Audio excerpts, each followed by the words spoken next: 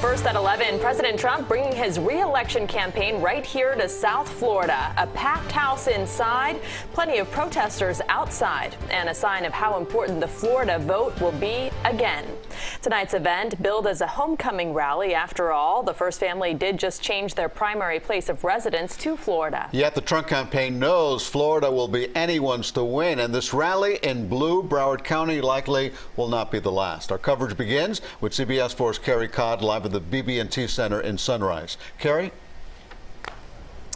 That's right, Elliot and Rutabaga. They called this the Keep America Great rally, a re-election rally on behalf of President Donald Trump. It included lots of talk of politics, the economy, a number of topics, even a discussion of a shirtless Governor Ron DeSantis. But at its heart, it was a stream of consciousness performance by the president as he seeks to win Florida's 29 electoral votes next November. From the lakes of Minnesota. President Donald Trump walked onto a stage at the BB&T Center in Sunrise Tuesday night for a re-election rally and tossed hats into a cheering crowd. He started off touting his accomplishments. The economy is booming, wages are rising, crime is falling. Then he transitioned to some of the topics that have bedeviled his presidency in recent days and weeks. First, the pardoning of several military members accused of war crimes.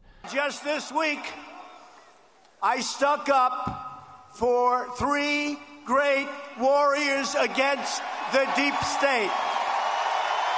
Then he attacked the Democrats over the impeachment inquiry. It's a terrible hoax. Democrats are investigating whether Trump withheld hundreds of millions of dollars in security aid to Ukraine while pressuring the leaders of that country to investigate a political rival.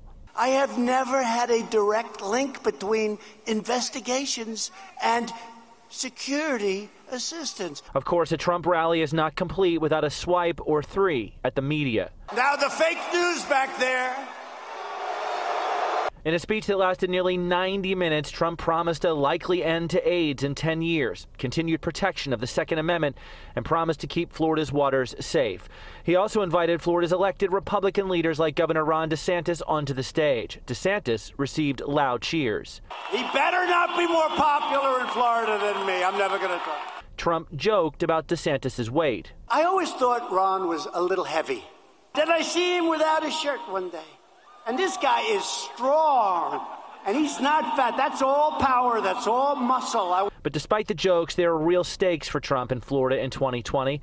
It is a major swing state, and DeSantis tried to convince the crowd of Trump's commitment to Hispanics. President Trump has stood with our communities in South Florida, Cuban Americans, Venezuelan Americans. Meanwhile, Trump said he deserves 4 more years to continue his policies. The crazy Democrats are going down in a landslide, and that landslide is going to start right here in the great state of Florida.